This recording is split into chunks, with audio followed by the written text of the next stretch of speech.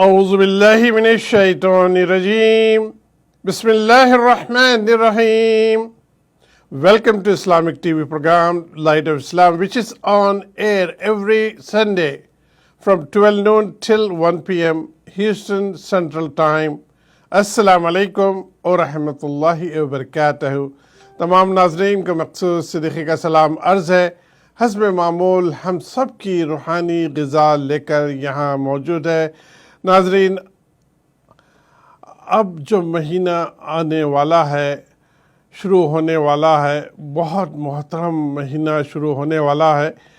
اللہ سبحانہ و تعالیٰ کا بڑا کرم ہے، ہمیں ایسے موقع عطا کرتا ہے. جس طرح سے ہمیں رمضان دو مہینے پہلے ہمیں رمضان عطا کیا، اور رمضان کی عبادت، اتنی ساری عبادت کر کے ہم اللہ کو راضی کرنے کی کوشش کیے ہیں. اسی طرح سے اب جو ہے ذی الحج کا مہینہ شروع ہو رہا ہے، اور ذی الحج کے مہینے میں آپ سب جانتے ہیں اس میں جو 5 پلر آف اسلام میں جو pillar one of the pillar ہے، وہ حج فرض کیا گیا ہے ان لوگوں پر جو حج کے اخراجات جا کر واپس آنے کے لیے، وہاں ٹھہرنے کے لیے، اور پیچھے اپنی فیملی کو سپورٹ کرنے کے لیے اتنا کچھ ہو، ان کے اوپر حج فرض ہو جاتا ہے، آپ سب جانتے ہیں. اور یہ مہینہ ذی الحج میں حج فرض کیا گیا ہے. جو لوگ حج نہیں گئے ہیں اور انشاءاللہ ارادہ کر لیں کہ نیکسٹ ایئر ہم حج کریں گے، اگر ابھی تک آپ کا فرض حج نہیں ہوا ہے. اس کے ساتھ ساتھ ذی الحج کے 10 دن بڑے امپورٹنٹ ہوتے ہیں، بہت اہم ہوتے ہیں، وہ بھی آنے والے ہیں. اور ساتھ ساتھ جو ہے سیکریفائس ہے، ہم عید کے دن جانور کو قربانی کرتے ہیں. اور یہ ابراہیم علیہ السلام اللہ کے بڑے پیغمبروں میں آپ کا شمار ہوتا ہے، بلکہ ابراہیم علیہ السلام ان کی نسل میں ہزاروں کی تعداد میں انبیاء علیہ السلام آ چکے ہیں. یہ ساری چیزیں ہم انشاءاللہ آج کے پروگرام میں ڈسکس کریں گے. اور اس سے پہلے اس پروگرام کا آغاز ہمیشہ اللہ کے کلام کے ساتھ ہوتا ہے، اور میں صرف آپ کے لیے سورہ فاتحہ کی تلاوت کر کے ہمارے گیسٹ جو موجود ہے زوم کے ذریعے میں انہیں مدعو کرتا ہوں. اعوذ باللہ من الشیطان الرجیم بسم اللہ الرحمن الرحیم. الف لام میم. بسم اللہ الرحمن الرحیم. سورہ فاتحہ میں قرآن کی تلاوت شروع کر دیا تھا. میں چاہتا ہوں کہ بالکل کم ٹائم میں یہ تلاوت ہو جائے. الحمدللہ رب العالمین الرحمن الرحیم مالک یوم الدین ایاک نعبد و ایاک نستعین اہدنا الصراط المستقیم صراط الذین انعمت علیہم غیر المغضوب علیہم ولا الضالین آمین. آئیے یہ سورہ فاتحہ جو ہر نماز میں ہم پڑھتے ہیں، اس کو بھی غور و فکر سے پڑھا کریں، اس کے معنی بھی سمجھیں. اور یہ دعا ہے، اللہ سے ہم دعا مانگتے ہیں کہ ہمیں اللہ سبحانہ وتعالی ہمیں صراط مستقیم پر چلائے. آئیے ہمارے گیسٹ موجود ہے، ہم ویلکم کرتے ہیں جناب امام موسیٰ اعظم صاحب سے. السلام علیکم ورحمۃ اللہ وبرکاتہ جناب. وعلیکم السلام ورحمۃ اللہ وبرکاتہ. ماشاءاللہ بہت پیارے لگ رہے ہیں. اور جو ہے جس طرح سے آپ نے آف دی ایئر کہا، میں کسی نکاح سرمنی سے آ رہا ہوں. آپ خود بھی ایک دلہے لگ رہے ہیں. ماشاءاللہ. اللہ قبول فرمائے. نکاح پڑھاتا ہوں، میں قاضی ہوں. جی امام ہے، قاضی ہے، بہت سارے ایکٹیویٹیز ہیں آپ کے. اور جو ہے پورے امریکہ میں کہیں کبھی کدھر، کبھی واشنگٹن میں، کبھی شکاگو میں، کبھی ہیوسٹن میں، کہاں ہوتے ہیں. ماشاءاللہ. اللہ تعالیٰ آپ سے دین کا کام لے رہا ہے، اور اللہ تعالیٰ قبول کرے اور ہم سب کو ہدایت عطا فرمائے. بتائیے کہ یہ ماہ مبارک میں ہم کہاں سے شروع کریں؟ جس طرح سے میں نے آج کا ٹائٹل جو ہے ڈسکرائب کیا ہے کہ sacrifice our bad habits before we sacrifice goat and cow in Eid time, Eid al-Adha time. جی تو آپ کے اوپر جی اللہ آپ کے اس پروگرام کو کامیاب کرے اور سننے والے سامعین اور سپورٹرز کو خوب اجر عظیم عطا فرمائے آمین اور آپ کی اس نیک کاوشوں کو دوام بخشے، اور جس طرح آپ ہمیشہ اپنے والدین کو یاد کرتے ہیں ان کے لیے ثواب جاریہ رکھے اللہ اس کو، اور جو یہاں سے باتیں ہو رہی ہیں اس کے فیض کو جاری ساری رکھے آمین۔ اس کے ساتھ ساتھ آپ نے اس ماہ مبارک کی جو بات کہی ہے اس کو شروع کہاں سے کیا جائے؟ یہ وہ مہینہ ہے جس سے اسلامی کیلنڈر ختم ہوتا ہے، جی ذی الحجہ، اور یہ وہ مہینہ ہے جس کے اندر اللہ رب العزت نے سیدنا ابراہیم خلیل اللہ کی سیکریفائسز کا ذکر کیا ہے، جی اور یہ وہ مہینہ ہے جس کے اندر سیلیبریشن بھی ہے، سیکریفائس بھی ہے۔ جی سیلیبریشن یہ ہے کہ آپ سیدنا ابراہیم خلیل اللہ علیہ السلام کے سیکریفائسز کو اللہ رب العزت نے اپریشیٹ کیا جی اور اتنا اس کو پسند فرمایا کہ رہتی دنیا تک کے مسلمانوں کے لیے ان کے نقل حرکت کو فرض فرما دیا جی اور جی ان کی ان اداؤں کو سیلیبریٹ کرنے والا مہینہ بنا دیا جی جس کا نام حج ہے۔ جی جی جی بالکل تو اللہ رب العزت نے قرآن میں فرمایا اعوذ باللہ من الشیطان الرجیم بسم اللہ الرحمن الرحیم الحج اشہر معلومات فمن فرض فیہن الحج فلا رفث ولا فسوق ولا جدال فی الحج۔ تو بڑی پیاری آخر تک ایسی آیت کو ہے اللہ رب العزت نے بڑے پیارے انداز میں اس ایام کا ذکر حج کے ساتھ جوڑ کر سیلیبریٹ کرنے والی بات بتائی ہے۔ جی بالکل۔ تو وہ حج میں جس طرح سے آپ کا حج کا ذکر چھیڑا ہے، ہمیں دیکھنا ہے حج میں نہ صرف ابراہیم علیہ السلام کی سنت ہے بلکہ آپ کی اہلیہ پیاری اہلیہ حاجرہ رضی اللہ تعالیٰ عنہ کی سنتیں بھی ہمیں حج میں اور عمرہ میں ہمیں ادا کرنی ہوتی ہے۔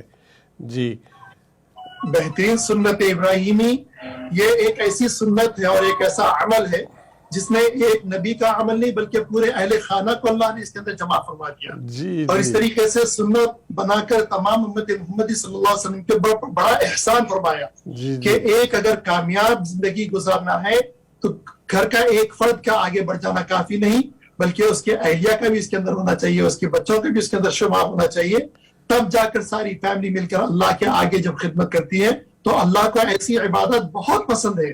تو اس سے اشارہ ملتا ہے کہ ہم مسلمان گھروں کے اندر ابراہیم علیہ السلام گھر والا ماحول پیدا کرنا چاہیے۔ عورتوں کو گھر کی یہ ضرورت ہے اس بات کی کہ اپنے شوہروں کے ساتھ مل کر خوب اللہ کی مرضی کے مطابق خدمت اور ان کی دلجوئی کرے، اور بچوں کے لیے اس کے اندر نصیحت ہے کہ ماں باپ کی بھرپور اطاعت کریں، اس حد تک کہ بھی کہ اگر آپ کی جان پر بھی بنا رہی ہے تب بھی آپ یہ کہنا ہوگا کہ میں اللہ کے خاطر اپنے آپ کو حوالے کر رہا ہوں۔ اور جب ہم یہ کرتے ہیں تو یہ ضروری نہیں ہے کہ جان سے ہاتھ دھو بیٹھے بلکہ اس عمل کے بدلے میں اللہ کی رضا ملتی ہے، اور اس کے اندر اللہ کی رضا میں جلا ملتی ہے۔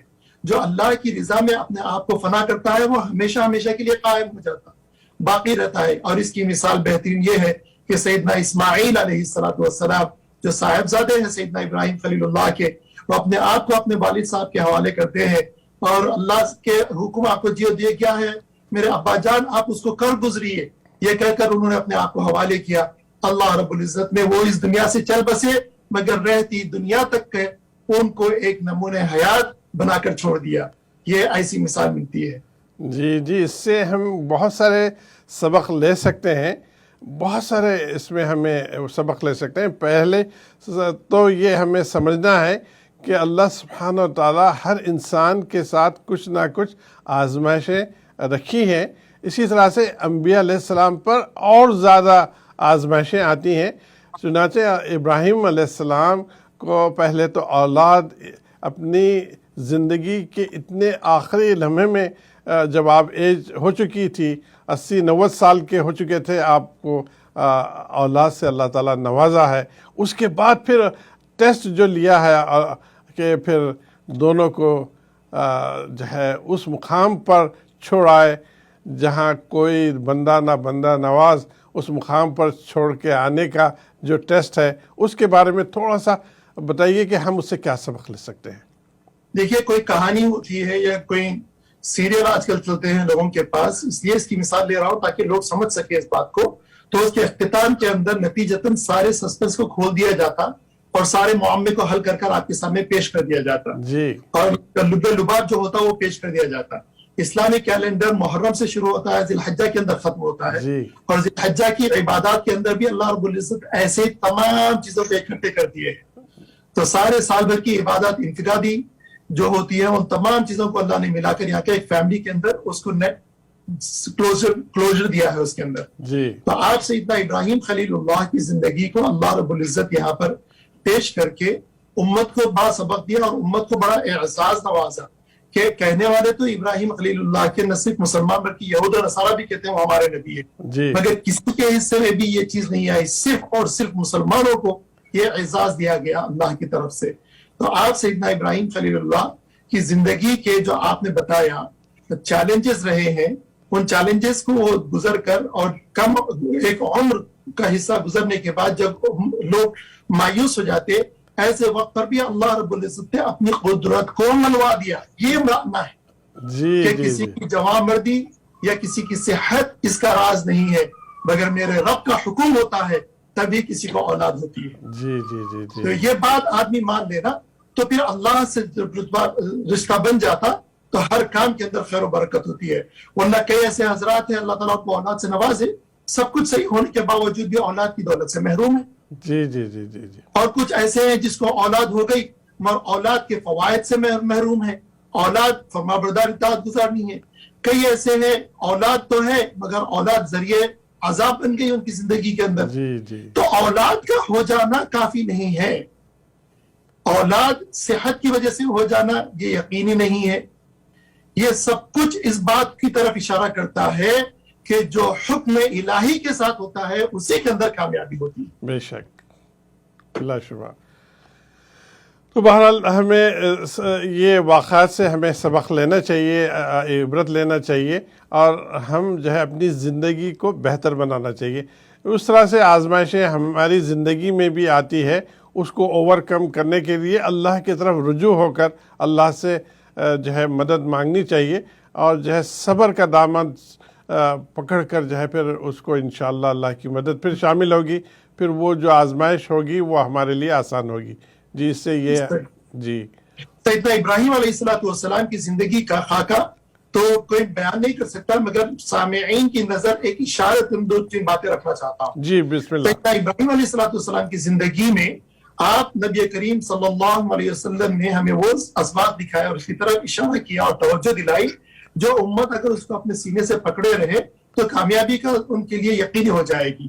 ایک یہ کہ کوئی انسان بچپن میں یوں کہہ کر شکایت نہیں کر سکتا نہیں میں تو ایسے گھرانے میں پیدا ہوا جہاں دین کی کوئی توجہ نہیں تھی، جہاں دین کا لحاظ رکھا جاتا تھا، جہاں اللہ رسول کی بات نہیں ہوتی تھی، وہ بڑے ہی ناکام اور غلط کاموں میں لگے ہوئے تھے. سود خوری جس طرح آج کل ہوتا ہے، پھر شراب وغیرہ پی لیا یا پھر نمازوں کی پابندی نہیں یا ناچ گانا جن گھروں میں ہوتا ہے، ایسے گھرانوں کے بچے یوں کہہ کر پھر کرانہ کشی کر لیتے ہیں میرا تو گھرانہ ہی ایسا تھا، مجھے کوئی چوائس ہی نہیں تھی. ایسے شخص کے لیے بھی ابراہیم علیہ السلام کی زندگی میں اللہ نے وہ نصیحت رکھ دی کہ ابراہیم علیہ السلام کے والد ان کے والد صاحب نہ صرف بت پرست تھے بلکہ بت تراش تھے. تراشا کرتے اور پھر سیدنا ابراہیم علیہ السلام کو مجبور کرتے کہ جاؤ یہ پتھر کو پھر جس کو انہوں نے تراشا ہے جا کر بازار میں بیچ کر کچھ پیسہ لے آؤ جسے اپنے گھر چلنے کا کوئی سامان بنے. تو ان حالات میں ہونے کے باوجود بھی سیدنا ابراہیم علیہ السلام اگر بت تراش نہ بنتے تب بھی کامیابی تھی ان کی، بت پرست نہ بنتے تب بھی کامیابی تھی. بت شکن بنا انہوں نے، بت کو توڑنے والا بنا اور پھر سارے اپنا خود کر کے خاموش بیٹھ جاتے تب بھی کامیابی تھی. مگر سارے عالم کو پھر وحدہ لا شریک لہ اللہ رب العزت کی طرف بلانے والے بنے. تو اس میں ہمارے لیے سبق ہے ان نوجوانوں کے لیے، ان بچوں کے لیے جو ان گھرانوں سے تعلق رکھ کر یہ سمجھتے کہ ہمارا گھرانہ تو دیندار نہیں ہے. بھائی ہم کیسے دیندار بنتے؟ دیکھ لو سیدنا ابراہیم علیہ السلام کو. بالکل زندگی میں وہ بچوں کے لیے نصیحت ہے. پھر جب آپ شادی کے قابل ہو جائیں، آپ کی شادی کی عمر ہو جائے، تو سیدنا حاجر سے جب آپ کی شادی ہوئی، سارا سے جب شادی ہوئی، تو دیکھو لوگوں نے یہ کہا کہ شادی کریں گے تو سدھر جائے گا، یعنی اچھی عادتیں چھوڑ دے گا اور برائی کی طرف پھر مائل ہو جائے گا. آپ نے شادی کر کر اپنی بیوی کو ایسا انفلوئنس کیا کہ وہ ان کی معینہ بن گئی، ان کی مددگار بن گئی اللہ کے راستے میں، اور ان کی دنیاوی زندگی میں ہر قسم کی مجاہدات کے اندر وہ ساتھ رہی۔ اکثر عورتوں کو جب اولاد نہیں ہوتی ہے تو وجہ بن جاتی طلاق لینے کی یا جھگڑے کی، ہاں سسرال والے بھی ان چیزوں کے اوپر پریشر کرتے ہیں۔ سیدنا ابراہیم علیہ السلام ایک دراز تک کا لاولد رہے، اور ان کی بیوی زوجہ محترمہ ان کے ساتھ ساتھ رہی، بے شک بے شک۔ تمام حالت سے۔ تو یہاں پر بات چیت جاری رہے گی، بریک کا ٹائم ہو گیا ہے۔ ایک ابراہیم علیہ السلام کا جو آپ نے واقعہ بت تراشی جو ان کے والد کرتے تھے اور بت فروش تھے، تو جب ابراہیم علیہ السلام کو آپ کے والد بھیجتے تھے کہ یہ بت بیچ کے آؤ، تو جب ہوش آیا، پہلے تو بیچتے تھے، جب ہوش آیا، سمجھ آئی اللہ کی طرف سے، تو ابراہیم علیہ السلام جو ہے پھر لوگوں کو جاتے تھے، آواز لگاتے کہ یہ بت جو ہے بیچنے کے لیے ہے، لیکن ایک بات سمجھ لو، یہ نہ نفع پہنچائے گا نہ نقصان پہنچائے گا، پھر بھی اگر آپ خریدنا ہے تو خرید لو، کیونکہ آپ کے والد زبردستی آپ سے یہ کام لیتے تھے۔ تو جب ہوش آنے کے بعد ہم بھی ہماری اولاد بھی ہوش آنے کے بعد اللہ سے ڈائریکٹ لنک لگائیں، شرک سے بچیں۔ اسی نوٹ کے ساتھ ہم بریک کے پر جاتے ہیں۔ بریک کے فوری بعد پھر آپ سے گفتگو رہے گی۔ السلام علیکم ورحمۃ اللہ وبرکاتہ۔